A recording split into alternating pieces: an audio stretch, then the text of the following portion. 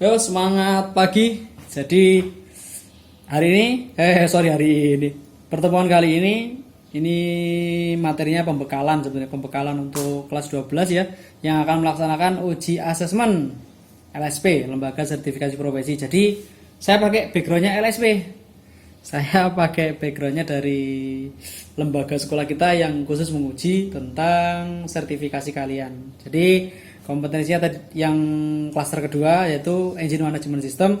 Kemarin sudah saya share terkait apa namanya, saya lupa sampean, tentang klaster sebelumnya itu pekerjaan dasar, jadi peralatan dan alat ukur dan sebagainya. Sekarang kita masuk ranahnya pengecekan dari Engine Management System.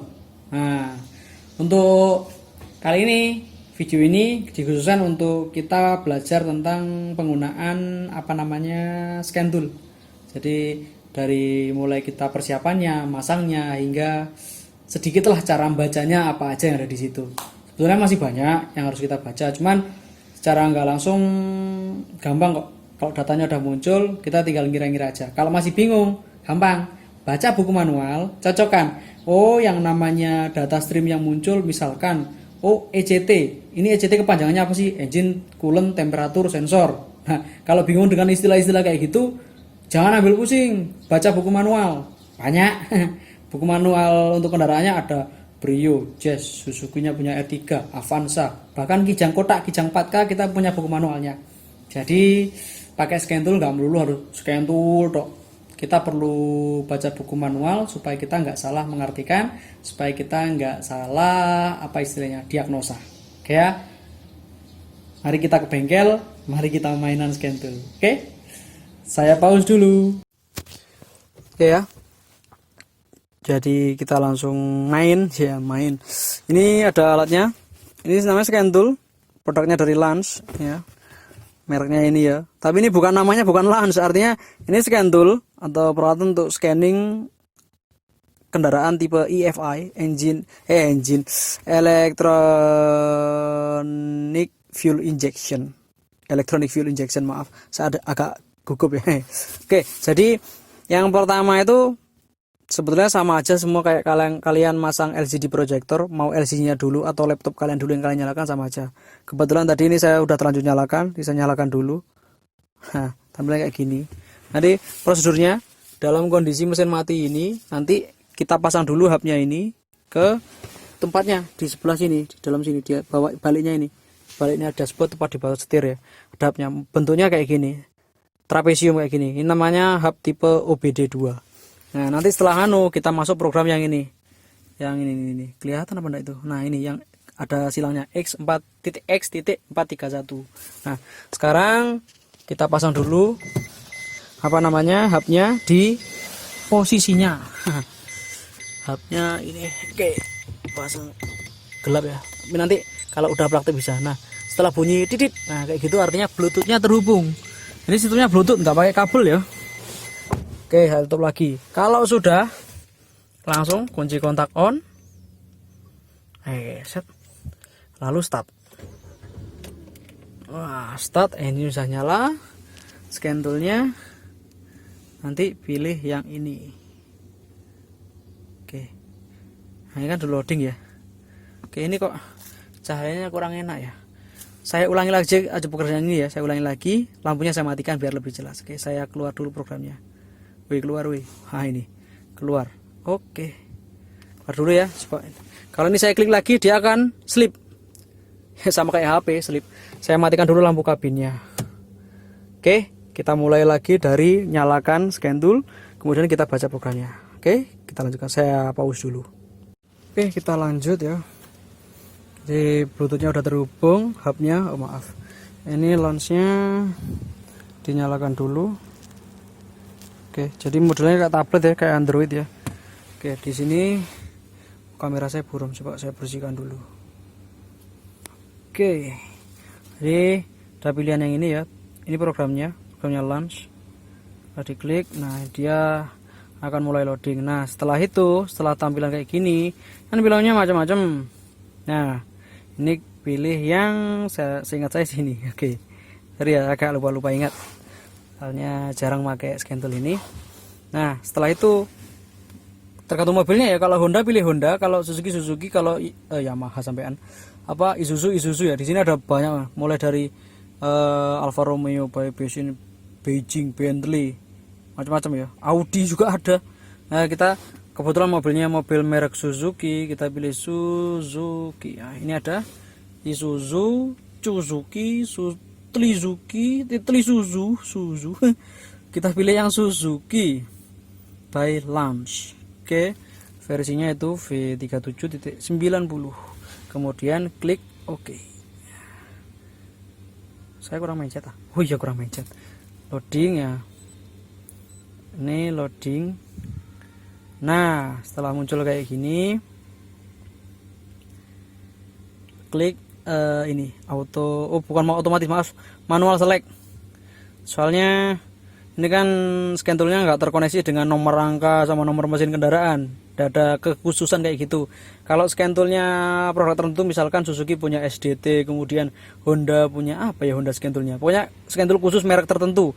Nah, itu bisa langsung automatically. Nah, karena ini non produk dari kendaraannya, otomatis pilihannya adalah manual, klik manual. Nah, ini full system, kemudian klik yang others, yang lain. Oh, maaf. Saya klik yang lain.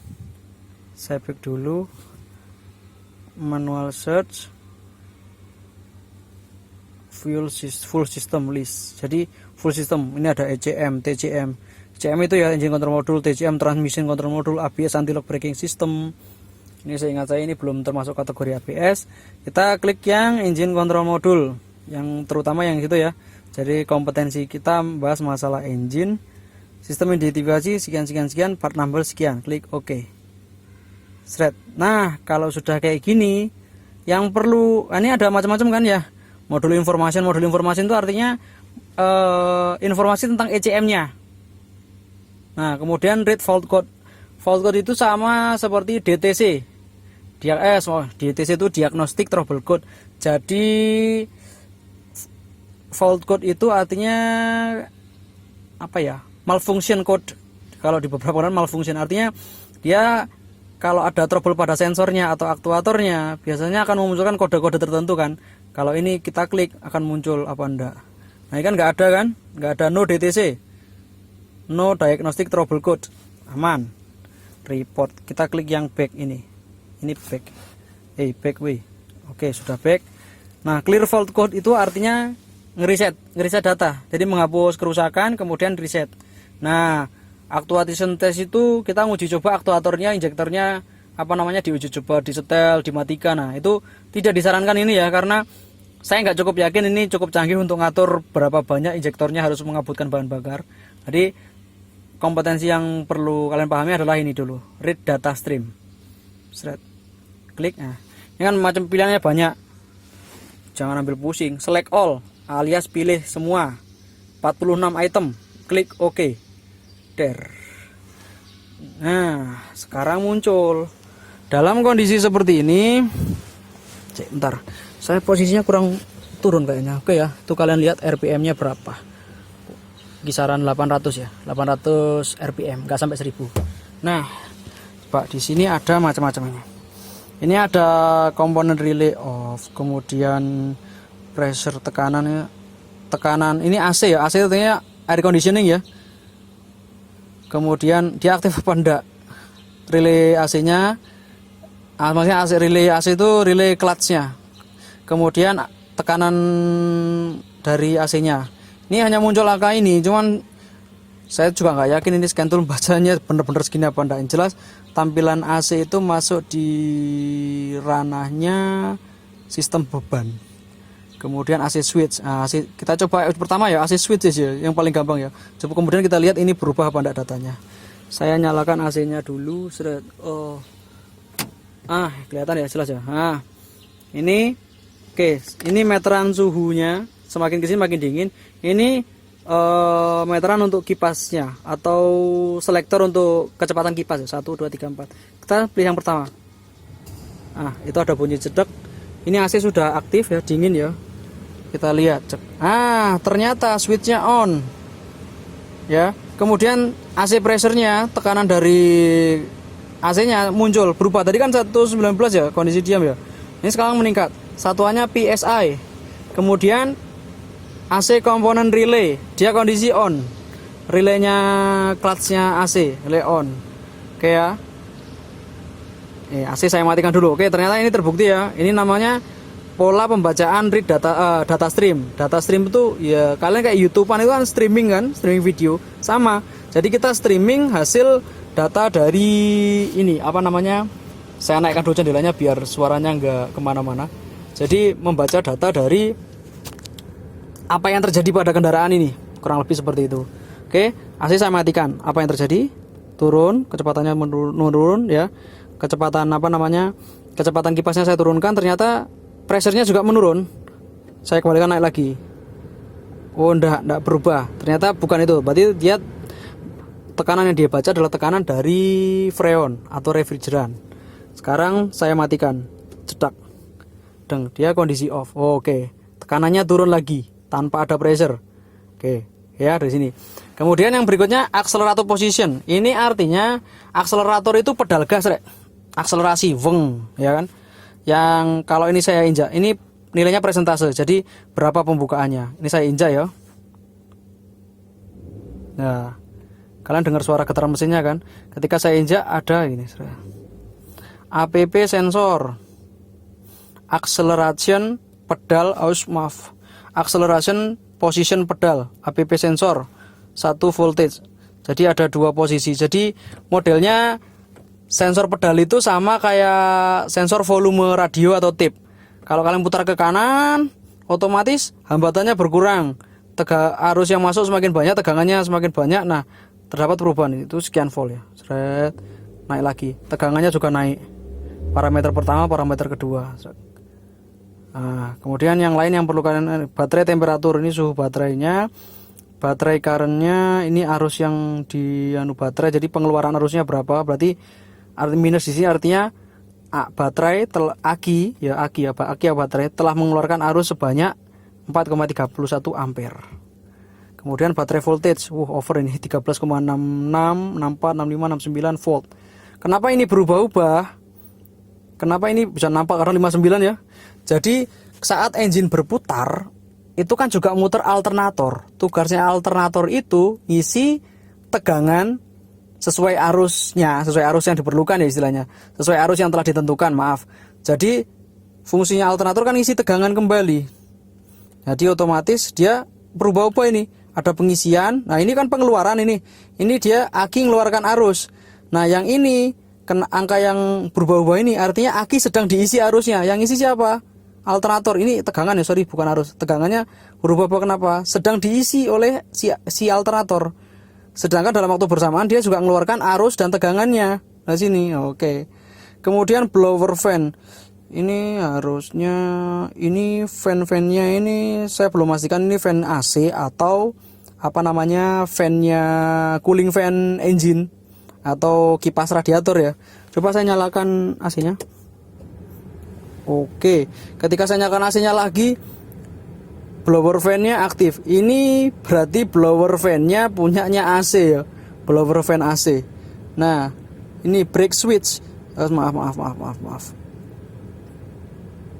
Fuel pump. Sorry. Calculated road electric ECT engine coolant temperature. Ini muncul lagi. Sorry, saya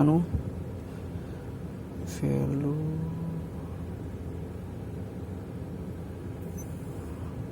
Oke. Oh, gini Rek. Saya baru eksperimen juga. Ketika diturunkan gini, dek. Nah, ini perubahan angka ya. Ketika saya turunkan gini lagi, kembali ke angka 1/4 ini ya. Artinya berarti tiap kali saya geser ke sini berarti saya masuk lembar berikutnya. Ketika saya geser muncul gini ke atas gini berarti saya kembali ke halaman awal. Saya baru tahu juga, maaf. Ini saya juga masih mainan ya. Harap maklum ya. Jadi blower fan ini menunjukkan blowernya AC loh ya.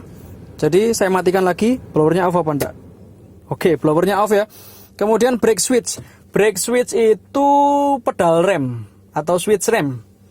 Jadi saya injak ya, saya coba injak. Kaki saya kelihatan apa enggak itu? Kaki saya nggak kelihatan. Ini remnya saya injak, coba. Off apa on ini? Oh, dia on. Saya lepas. Oke, dia off. Berarti brake switch itu dia menunjukkan aktivitas dari pedal rem. Dia diinjak atau enggak? Ya, off. Oke, kalau diinjak jadinya on, kalau dilepas jadinya on. Off, Pak. Sorry. Nah, kemudian kita masuk ke data berikutnya. Ini di drag aja kayak gini. Loh. Di drag kayak gini, des. Nah, langsung pilihan nomor 2 kan. Nah, calculated load value. Close throttle post on. Coba saya injak pedal gasnya, off. Ini kebalikan dari jadi ini kebalikan dari pedal gas. Ini baca throttle bodinya, close throttle post, artinya dia menunjukkan ini. Saya matikan dulu lampunya, gak enak. Oke, kondisi gelap sekarang. Nah, ini menunjukkan throttle-nya berada di posisi tertutup. Kalau dia posisi tertutup alias nggak saya injak gasnya, dia akan aktif on. Ketika pedal gasnya saya injak, kalau pedal gas saya injak kan otomatis throttle bodinya buka, ya kan? Nah, jadinya off. Nah, calculated load itu kayak ini. Kita lihat, calculated load-nya ada perubahan. Berarti dia menghitung jumlah udara yang masuk ke dalam. Presentasenya berapa? Itu magnitude-nya. Clutch switch. Clutch itu artinya kopling. Jadi dia lihat clutched artinya sedang dalam keadaan terhubung koplingnya. Coba saya injak pedal koplingnya, jadinya apa? Di clutch. Artinya dia tidak terclutch, tidak terhubung koplingnya. Clutch switch. Kalau saya lepas, clutch. Ini aktivitas berkopling. Jadi penting ya, ini koplingnya kendaraan ini sudah pakai hidrolis.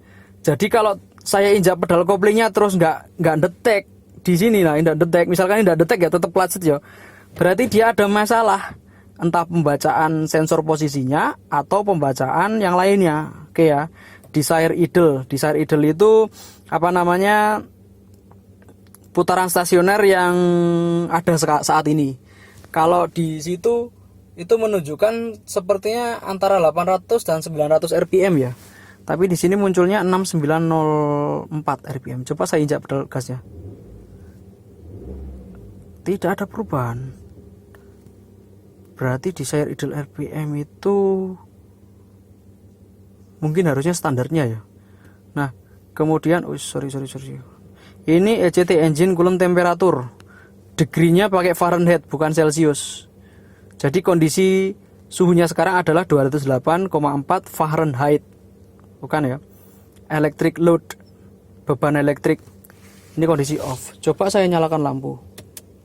Oke, on. Degree, engine coolant temperaturnya naik ya. Coba saya turunkan, saya matikan. Bebannya Fahrenheit turun lagi. Oh, electric load itu harusnya beban elektrik kan. Saya nyalakan nano. Coba saya nyalakan radio sekarang. Dia turun apa enggak? Dia nggak masuk kategori beban.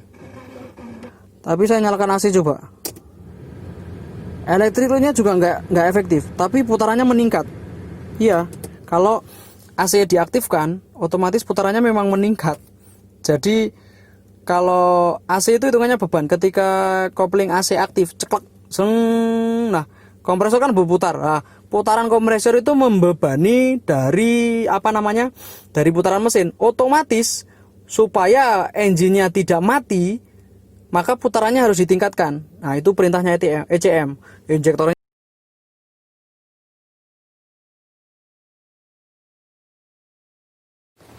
Oke, jadi tadi itu kita udah diuji coba ya, cara masang, kemudian baca sebagian data aja. Maaf, sebetulnya tadi saya menerangkannya banyak, bukan banyak sih istilahnya, hampir semua menu itu saya terangkan, cuman ketika dapat separuh bagian memori saya full, jadi istilahnya nggak semua terbaca, jadi nggak semua saya terangkan. Tapi nggak apa-apa, daripada kalian jenuh saya istilahnya dalam banyak bacot ya, jadi dikit aja. Nanti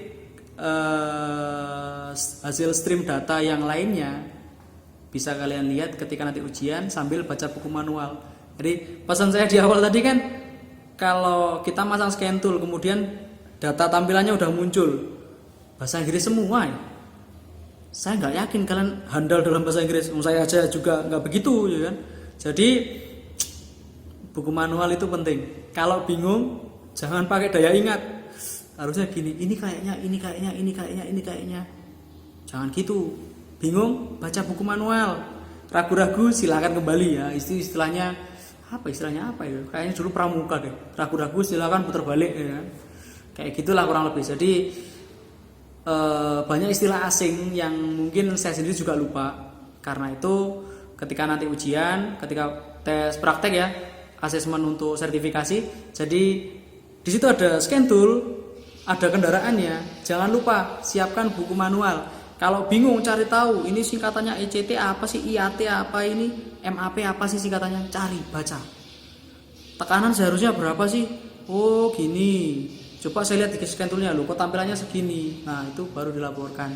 Kalau kalian punya kemampuan analisa seperti itu, nyocokkan antara buku manual dengan scan tool, kemudian dilaporkan ke penguji, berarti kalian sudah dapat poin plus. Kalian sudah melaporkan temuan kalian. Nah, gak melulu teknisi itu langsung, wah ini rusak, perbaiki. Gak melulu seperti itu.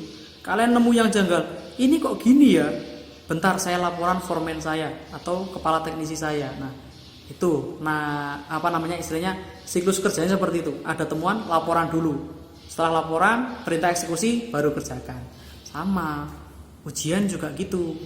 Pak, ini saya nemu janggalnya seperti ini. Saya harus gimana? Tanya aja nggak apa-apa. Daripada kalian malah merusak yang lain.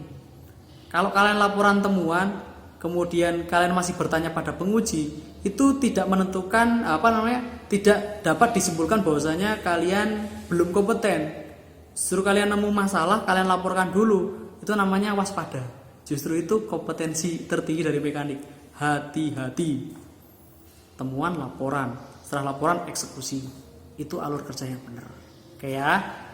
Nanti kalau ada kesempatan praktek, kita uji coba bareng sebelum ujian. Ujiannya mungkin akhir tahun, Desember atau November atau Desember lah. Jadi pelajari dulu yang ini, minimal kalian tahu masangnya lah, tahu hidupkannya, kemudian bisa membaca datanya sedikit aja tentang pembukaan tertulis dan sebagainya. Itu udah cukup.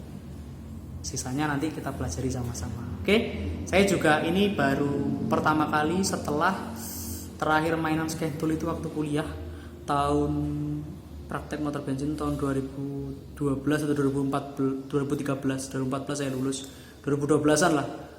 Kemudian setelah 2012 saya main pakai scan toolnya dari Suzuki, jadi SDT tipe 1, SDT tipe 2. Kalau Suzuki kan langsung muncul datanya. Kalau baru ini saya main yang merek di luar apa yang pernah saya mainkan, mereknya Lance ya.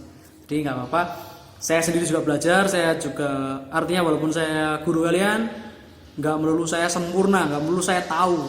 Saya pun juga bisa salah, saya pun juga bisa kerusak kendaraan. Bisa.